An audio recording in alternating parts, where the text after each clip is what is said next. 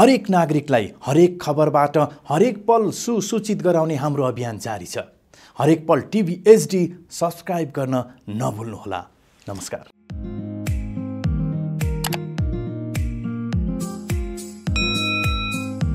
हाम्रो देशमा विभिन्न प्रकारका उथलपुथलहरू भए, अनेक प्रकारका उतार चढावहरू आए। संभवतः त्यसै कारण होला यो 58 सालमै सचिवालय किन स्थापना हुनु पर्यो। त्यो समय सुरक्षा परिषदको व्यवस्था 47 सालको संविधानमै भए पनि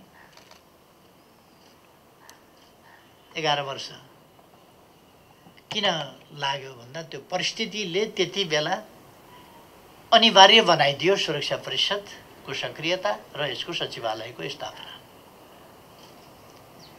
त्यस परिस्थितिले तदनुसार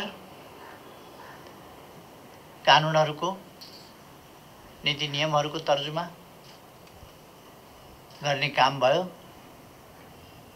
र यसले आफ्ना सैद्धान्तिक, नीतिगत र व्यवहारिक रूपमा अनुभवहरू पनि हासिल गर्दै गयो। तिनै अनुभवहरूका आधारमा आज राष्ट्रिय सुरक्षा नीति, राष्ट्रिय प्रतिरक्षा नीति जस्ता कुराहरू र त्यससँग परोक्ष ढङ्गले सम्बन्धित अन्य पक्षहरू, सुरक्षा विश्वविद्यालय, प्रतिरक्षा विश्वविद्यालय जस्ता कुराहरू समेत यससँग सम्बन्धित भएर अगाडि बढिरहेका छन्। यस अवसरमा म खुसी व्यक्त गर्न चाहन्छु कि सुरक्षा परिषदको संवैधानिक, कानुनी र व्यवहारिक रूपमा सही प्रयोग भएको छ र यसले आफूलाई नीति निर्माणको तहमा र कार्यक्षेत्रमा, खास गरी प्रतिरक्षाको मामलामा र राष्ट्रिय सुरक्षाका मामलामा नेपाली सेनाको परिचालन र विभिन्न ढङ्गले नेपाली सेनाको परिचालन एवं प्रयोग कसरी उपयुक्त ढङ्गले हुन सक्छ, त्यस सन्दर्भमा नीतिहरू र अभ्यासका अनुभवहरूले हामीलाई अलिकति परिमार्जित स्थितिमा पुर्याएको छ आज। र हामी एउटा अन्योलको स्थितिमा होइन, बहुतै स्पष्टताको स्थितिमा छौँ। विगतका अनुभवहरूलाई लिएर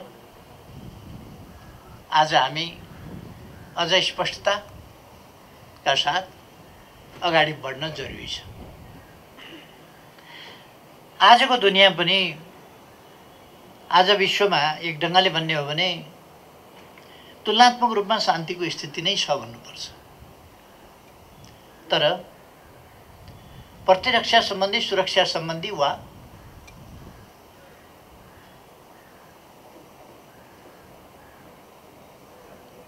सैन्य परिचालन सम्बन्धी प्रश्नहरूलाई मूलतः राष्ट्रहरूले दुई हिसाबले सोचेको पाइन्छ आजको दुनियाँमा। एउटा प्रभाव विस्तार, अर्को सम्प्रभुताको रक्षा। हामी प्रभाव विस्तारको पक्षमा होइन, हामी न्यायोचित सम्प्रभुताको रक्षा र शान्ति सुरक्षाको पक्षमा छौँ। ठुलो होस् कि सानो, बलियो होस् कि कमजोर, सबैले आफ्नो अनुचित ढङ्गले प्रभाव विस्तारमा होइन, न्यायोचित हकको रक्षामा सैन्य शक्तिको प्रयोग गर्नुपर्दछ भन्ने हामी ठान्दछौँ। कहीँ पनि अन्यथा ढङ्गले प्रयोग गरिनु त्यो उचित हुँदै होइन। कुनै पनि राष्ट्रले आफ्नो न्यायोचित राष्ट्रिय हितको रक्षा र सम्वर्धन त्यसमा समग्रतामा आफूलाई केन्द्रित गर्नुपर्छ। आफ्नो राष्ट्रिय हितको रक्षा गरिरहँदा अरूको राष्ट्रिय हितको कहीँ कतै उल्लङ्घन हुन्छ कि भन्ने कुरामा हरेक राष्ट्र सजग सचेत रहनु पर्दछ र त्यसलाई अवलम्बन पनि गर्नुपर्दछ। यस प्रसङ्गमा हामी ग्लोबल्ली र सर्वकालिक ढङ्गले सही सिद्धान्तमा छौँ, सही नीतिमा छौँ र सही व्यवहारमा छौँ। जुनसुकै समयमा पनि, आज मात्रै होइन भोलिसम्म पनि, र जुनसुकै इन्टरनेसनल फोरममा गएर पनि हामी हाम्रा कुरा यिनै राख्न सक्दछौँ, बेहिचक, शक्तिको आडमा होइन, सत्यको आडमा। र हामी हाम्रो प्रतिरक्षा र हाम्रो सुरक्षा सबै कुरालाई शक्तिको आडमा होइन, न्यायको आडमा, सत्यको आडमा स्थापित गर्न चाहन्छौँ र गर्छौँ। त्यसै हिसाबले हाम्रो प्रतिरक्षा नीति, राष्ट्रिय सुरक्षा नीति र यिनको कार्यान्वयनका विभिन्न अन्य सहयोगी पक्षहरू र हाम्रो समग्र राष्ट्रिय सामर्थ्यको परिचालन, हाम्रो समग्र राष्ट्रिय क्षमताको परिचालन, यसभित्र सेना मात्रै पर्दैन, सबै राष्ट्रका सम्पूर्ण अङ्ग र अवयवहरू पर्दछन्। खास गरी सुरक्षा परिषदको काम नेपाली सेनाको समुचित प्रयोग, कस्तो कस्तो स्थितिमा, कस्तो कस्तो परिस्थितिमा कुन कुन ढङ्गले परिचालन गर्न सकिन्छ भन्ने कुराको हकमा मैले भन्ने गरेको छु। सेनाका मूलतः प्रतिरक्षा र सुरक्षा सम्बन्धी काम, सँगसँगै निर्माणजन्य काम, त्योभन्दा अगाडि सेवाजन्य काम, रेस्क्यु अपरेसनहरू, उद्धार कार्य, सहुलियत पुर्याउने कार्य, शिविरहरू राखेर स्वास्थ्य सेवा उपलब्ध गराउने कुरा, स्वास्थ्य परीक्षण गर्ने कुरा, अथवा अप्ठ्यारो परेका बेला सबभन्दा पहिले असहज र अप्ठ्यारो स्थितिमा परेका नागरिकको उद्धारका लागि पुग्नुपर्ने कुरा देखि लिएर जहाँ बाटो अप्ठ्यारो हुन्छ, जहाँ पहरो हुन्छ, त्यहाँ सेना गएर पहरोसँग भेट्छ र सेनाले फुटाइदिन्छ। हामीले अप्ठ्यारो बाटा जति सेनालाई सुम्पिने गरेका छौँ, किनभने सेना मात्रै पहरासँग टक्राउन सजिलोसँग सक्दो रहेछ, अरूलाई अलिक गाह्रो हुँदो रहेछ टक्राउन। त्यसकारण यो यस्ता तिनै प्रकृतिका काम, सुरक्षा सम्बन्धी प्रकृतिको काम, सेवा सम्बन्धी प्रकृतिको काम र निर्माण सम्बन्धी प्रकृतिका काम, तीनवटै कामहरूलाई कसरी समुचित ढङ्गले र व्यवस्थित ढङ्गले अगाडि लान सक्छ, त्यस कुरालाई सुरक्षा परिषदले व्यवस्था गर्छ। र त्यस सुरक्षा परिषदको कामको होमवर्क पृष्ठभागमा बसेर सेक्रेटारियल वर्क, प्रिपरेसन, रिसर्च, अरू एनालिसिस, यी सबै काम गरेर एउटा र मेटेरियल्स खोजेर विभिन्नतिर घुमेर मौरीले चुच्चामा कुन कुन फुलको ल्याउँछ, केबाट ल्याउँछ, तर ल्याएर एक ठाउँ जम्मा गर्छ र मह बनाउँछ। सेक्रेटारिएटले त्यस्तै गर्छ, कहाँ कहाँबाट रिसर्च गर्छ, कहाँ कहाँबाट खोजेर ल्याउँछ, के सूचनाहरू सङ्कलन गर्छ, के विश्लेषण गर्छ र उसले एउटा रेडिमेड पोलिसीको रूपमा चाहिँ सुरक्षा परिषदलाई एउटा तयारी सामग्रीको रूपमा प्रस्तुत गर्छ। त्यसकारण म आज यस विशेष दिनमा, यस विशेष स्थापना दिवसको सन्दर्भमा यस सचिवालयलाई हार्दिक धन्यवाद भन्न चाहन्छु र यो सफलताका लागि म बधाई भन्न चाहन्छु। अझ राम्रा सूचनाको सङ्कलनमा एक्युरेसी, भेरिफाइड इन्फर्मेसन्स, एक्युरेट इन्फर्मेसनको कलेक्सन, तिनको एनालिसिस र ती एनालिसिसबाट निर्धारण भएको वास्तविक अवस्थाको बिम्ब, चित्रण, त्यसको जानकारी र त्यस वास्तविक स्थितिमा चाल्नुपर्ने, लिनुपर्ने नीति र चाल्नुपर्ने कदम, यसको सम्बन्धमा सेक्रेटारिएटले धेरै महत्त्वपूर्ण योगदान गरेको छ र सुरक्षा परिषदलाई सहज बनेको छ। सही जानकारी, प्रशोधित वस्तुहरू र त्यो प्रशोधित अवस्थाको विश्लेषण र त्यसका निष्कर्षहरूबाट अगाडि बढ्ने त्यो अनुकूलता सहज ढङ्गले प्राप्त भएको छ। यस अवसरमा म योगदान गर्ने सबैलाई हार्दिक धन्यवाद भन्न चाहन्छु। यति बेला मैले एउटा कुरा फेरि राख्नुपर्छ। नेपाली सेनाले, नेपाली सेनाको आफ्नो गौरवपूर्ण इतिहास छ। राष्ट्र निर्माणमा, राष्ट्रको सुरक्षामा, राष्ट्रिय प्रतिरक्षामा महत्त्वपूर्ण योगदान छ र गौरवपूर्ण इतिहास छ। अन्तर्राष्ट्रिय क्षेत्रमा शान्ति स्थापनाका लागि, अरूले खलबल्याएको शान्ति पुनर्स्थापना गरिदिनका लागि नेपाली सेनाले महत्त्वपूर्ण भूमिका खेलेको छ।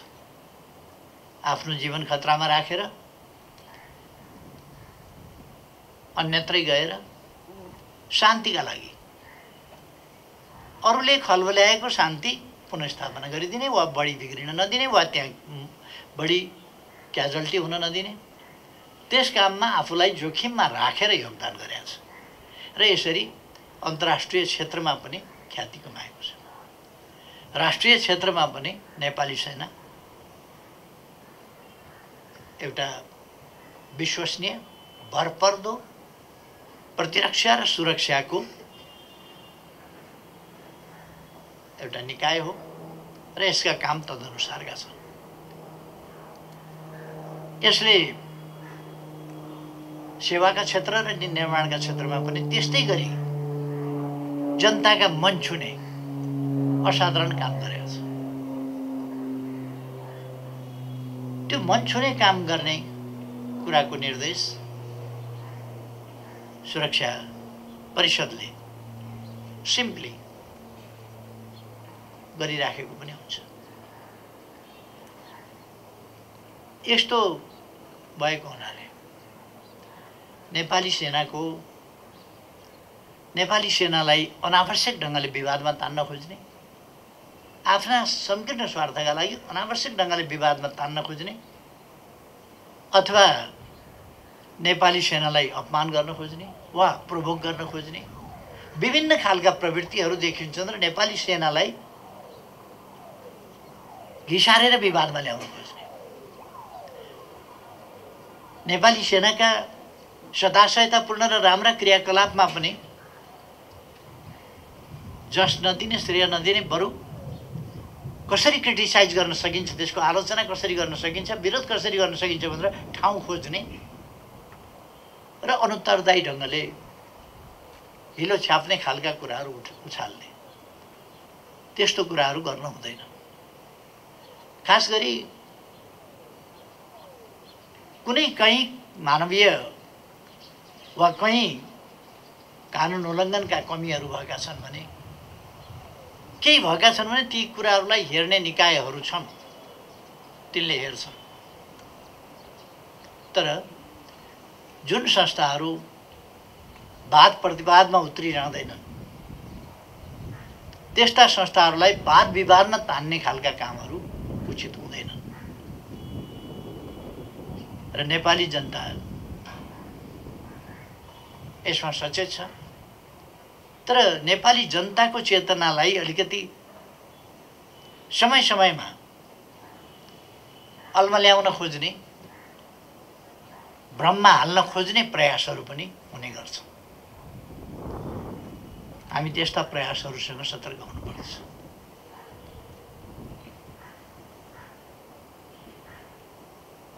सार्वभौम सत्ता नेपाली जनतामा छ। सम्पूर्ण राज्य शक्तिका स्रोत नेपाली जनता हुन् र त्यो नेपाली जनताको सार्वभौम सत्ता र शक्तिका स्रोत संविधानबाट व्यवस्था गरिएको छ। त्यसका नेपाली जनताको आकांक्षा कसरी प्रतिबिम्बित हुन्छ त भन्दा संविधान सम्मत बाटोबाटै प्रतिबिम्बित हुन्छ। संविधानले जनप्रतिनिधिहरू निर्वाचन गर्छ। संविधानले निर्वाचित गरेका जनप्रतिनिधिहरूले संविधान संशोधनदेखि लिएर आवश्यकता अनुसार कानुन निर्माण वा संशोधन गर्छ र त्यस मार्फत जन आकांक्षा प्रतिबिम्बित हुन्छ। त्यही आकांक्षालाई शिरोधार्य गरेर संविधान मार्फत र त्यसको कार्यान्वयन मार्फत प्रतिबिम्बित आकांक्षा र त्यसको इम्प्लिमेन्टेसनबाट हामी निर्देशित भएर हिँड्छौँ। सिंगै समाज त्यसकारण मूल कानुन संविधानलाई मानेर संविधान बमोजिम हामी अगाडि बढ्छौँ। आजको यस सन्दर्भमा म सबैलाई धन्यवाद भन्न चाहन्छु। समाज क्रमशः एउटा अनुकूल वातावरणतर्फ अगाडि बढ्दैछ। हामीले पृथकतावादी मुभमेन्टलाई अन्त गर्यौं र राष्ट्रिय एकताको मूलधारमा पृथकतावादी सोच, चिन्तन, व्यवहार, मागहरू तिनीहरूलाई टुङ्ग्यायौं गत वर्ष नै र राष्ट्रिय एकताको मूलधारमा, एकताको भावधारमा हामी अगाडि बढ्यौं। हाम्रो भौगोलिक विविधता, प्राकृतिक, जैविक, सामाजिक अरू प्रकारका विविधता छन् भने स्वाभाविक रूपमा सामाजिक विविधता पनि छन्, भौगोलिक विविधता छन्। यी विविधता हाम्रा सम्पदा हुन्, सम्पन्नता हुन्, वैभव हुन्। यिनीहरूलाई त्यसै गरी प्रयोग गर्नुपर्छ र राष्ट्रिय एकतामा हामीले जोड दिनुपर्छ। हामी त्यस विषयलाई, त्यस भिन्नतालाई मतभेद बनाउनु हुँदैन। भिन्नता एउटा कुरा हो, मतभेद अर्कै कुरा हो। भिन्नतालाई मतभेदको रूपमा बुझ्नु हुन्न। भिन्नता सम्पन्नता हो, सम्पदा हो।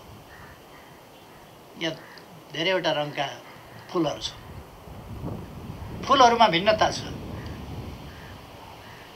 मतभेद छैन। भिन्नता र मतभेद बेग्लै बेग्लै कुरा हो। भिन्नता सुन्दरता हो, भिन्नता वैभवता हो।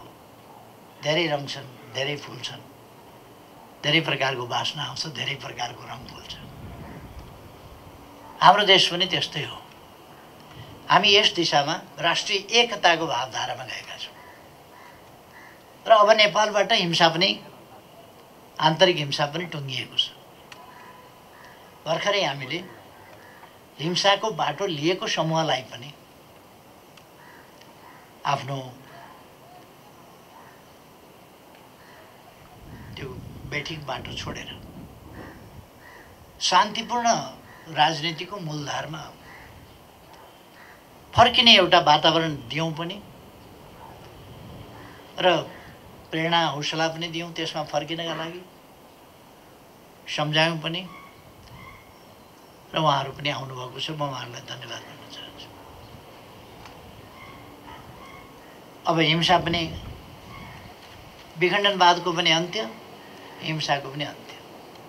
यसरी हामी एउटा राष्ट्रिय एकताको शान्तिपूर्ण नयाँ उचाइ र युगमा प्रवेश गरेका छौँ। अब पूर्ण रूपमा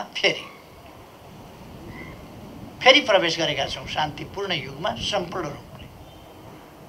केही दिन अगाडिसम्म एउटा पक्ष हिंसामा थियो, तर अब शान्तिपूर्ण बाटोमा त्यो आइसकेको छ।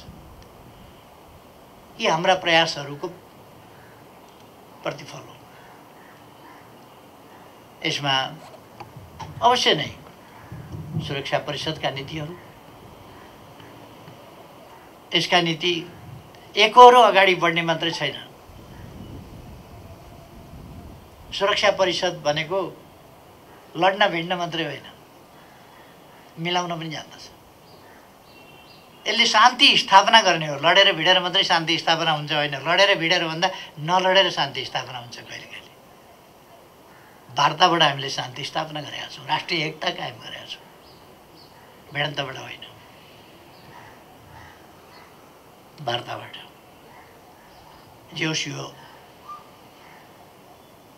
हामीले जति बेला यो सचिवालय स्थापना भएको थियो त्यति बेला देशको स्थिति अनेकतामा, विखण्डनका नाराहरूसहित, साम्प्रदायिक विद्वेषका नाराहरूसहित, हिंसाको झन्झन बढ्दो, दिनै पछि बढ्दो, बाढी आउने बेलामा नदी बढ्दै जान्छ बढ्दै जान्छ बढ्दै जान्छ नि त्यस्तै बाढी बढ्दो थियो हिंसाको। आज 20औं स्थापना दिवस मनाइरहँदा सबै शान्त र साम्य भएको स्थितिमा हामी पुगेका छौँ। यो खुसीको कुरा हो। यो सबै हामी नेपालीहरूका लागि खुसीको कुरा हो। र यसमा मैले अस्ति पनि भने कि यो कसैको पराजय, कसैको विजय होइन, सबैको विजय हो। हामीले एउटा उपलब्धि हासिल गरेका छौँ। यस सन्दर्भमा हाम्रा नीतिहरू, हाम्रा प्रयासहरू अवश्य सफल भएका छन्। यति बेला म यी सबै प्रयास र यो उपलब्धिहरूका लागि सबै महानुभावहरूलाई बधाई भन्न चाहन्छु। कुनै प्रकारको क्षेत्रीयतावादी विद्वेष, जातिवादी, भाषा धर्मका नामको होस् अथवा अरू प्रकारको होस्, अथवा कुनै राजनीतिक उद्देश्यका लागि होस्, अशान्ति, कलह जस्ता कुराहरू नहुन्।